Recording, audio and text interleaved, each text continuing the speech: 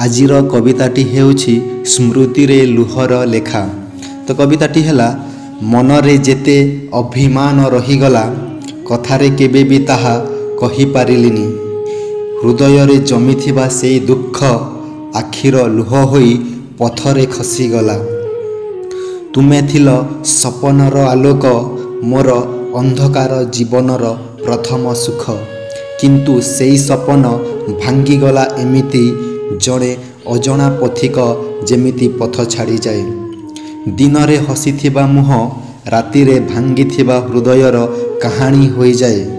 केही बुझिलेनी केही सुनिलेनी केवल आखिर लुह सबु किछि लेखिगला। जीवनर सबु किछि रही थाए किंतु तुमर श्रुतिर अभाव भरी थाए। मने हुए जहा थिला सत्य सेटा सबुठारु दूरे अटे आजी। मनर जमा आखिर लुह सेई मोर धन सेई मोर जीवन।